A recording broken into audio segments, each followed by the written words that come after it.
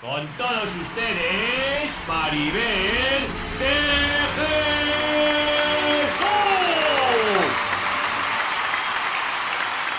Me gustaría resaltar también que el patrimonio neto del club al término de la temporada pasada es de 546 millones de euros. La tesorería, excluyendo el proyecto de la remodelación del estadio, es de 425 millones de euros. Y hemos hecho inversiones por alrededor de 124 millones de euros, sin contar lo invertido en las obras del estadio, en el que ya llevamos invertidos 538 millones de euros. El resguardo de nuestro patrimonio. La transformación del Estadio Santiago Bernabéu es sin duda uno de los más grandes desafíos de nuestro club de las últimas décadas. Se han cumplido ya 3 años desde que comenzaron las obras y hoy ya podemos decir que el sueño del madridismo está muy cerca de ser realidad. El objetivo es finalizarlas el próximo año y comprobaremos que habrá un antes y un después para nuestro club. El Bernabéu, uno de los ejemplos más grandes del fútbol mundial, será además un símbolo de vanguardia arquitectónica de la ciudad de Madrid y uno de los lugares de ocio y entretenimiento más atractivos de Europa, si no el mejor.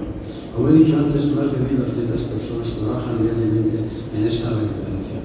Así se está desarrollando una de las mayores y más complejas obras de las que están en marcha ahora mismo en Europa. Reitero mi agradecimiento al esfuerzo y dedicación de todos estos trabajadores y también la comprensión y la colaboración que están demostrando nuestros socios y seguidores pese a las dificultades que conllevan unas obras de esta magnitud. Poder celebrar los partidos en medio de esta gigantesca construcción ha sido y sigue siendo un enorme desafío. Y es evidente que a la complejidad de esta obra se han añadido unas circunstancias que han hecho todavía más difícil los efectos de una pandemia mundial y la crisis de suministros provocada por la invasión de Ucrania. Aún así, las obras siguen avanzando y ya se puede apreciar la imagen espectacular que va adoptando el estadio. Una de las principales actuaciones es la del sistema de automatización del terreno de juego, que permite la celebración de eventos en los días en los que no hay partidos de fútbol. El gran invernadero bajo la Sante, que es la pieza fundamental, se ha terminado de construir y ya se están instalando los sistemas de almacenamiento y elevación de las bandejas. Esta construcción bajo la Sante es equivalente a un edificio de 7 alturas, con una profundidad de 24 metros a lo largo de los 132 metros del lateral este del estadio y con un ancho de 20 metros. Para ello se han tenido que extraer 100.000 metros cúbicos de tierra, que vale a la construcción de 30 piscinas olímpicas. Se ha trabajado y se sigue trabajando intensamente y solo se ha parado los días de partido. Este ritmo ha permitido que desde el principio de temporada ya se ha podido disponer de las 4.000 localidades de la grada lateral este. También se irá finalizando la construcción de los 12 cajones debajo de la grada oeste, en los que ya se han instalado las 12 vigas de 25 metros de longitud cada una, que son las que realizarán la traslación horizontal del césped dentro del terreno de juego al invernadero y viceversa. Y por último, el terreno de juego ya tiene la configuración definitiva de la construcción de la losa de hormigón que se utilizará en nuevo evento y sobre las que se apoyarán las 6 bandejas que han sido instaladas durante el verano. Estas bandejas, con un sistema motorizado, se transportarán mediante carriles montados en la losa hacia el invernadero bajo la Sante y soportarán 1.500 toneladas cada uno. De forma paralela a la ejecución de estos trabajos en el estadio, dentro de este proyecto de sistema automatizado del terreno de juego, se ha finalizado la construcción del laboratorio agronómico ubicado en esta ciudad real de Madrid. Se trata de un edificio de 900 metros cuadrados en el que se reproducen a menor escala las funciones básicas del sistema, simulando las diferentes situaciones de humedad, temperatura y luz, con el objetivo de comprobar todas las condiciones y desarrollar todas las pruebas de ensayos necesarios para garantizar los máximos niveles de conservación y mantenimiento del terreno de juego. Además de todo lo que tiene que ver con el sistema de terreno de juego, les resumo los avances más significativos de las obras. La configuración del estadio, que está conformado por las nuevas torres de Castellana y los nuevos torres de Padre Damián, está finalizada y operativa. Se está trabajando actualmente en los interiores.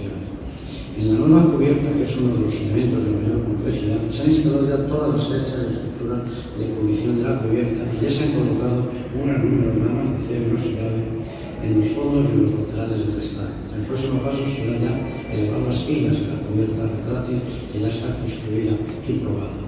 La corona de la cubierta que conforma el perímetro exterior del estadio se encuentra finalizada en el lateral oeste y en las esquinas noreste y sureste, y ya ha comenzado a montarse en el lateral este. Lo que va a ser la impresionante fachada del estadio comienza a vislumbrarse con la colocación de una gran parte de las ramas de acero inoxidable de los fondos norte y sur, a cerca de 20.000 ramas diferentes que conformarán un nuevo pie del Bernabéu que se están colocando sobre una gran estructura metálica que ya cubre, además de los fondos de las 4 torres del estadio.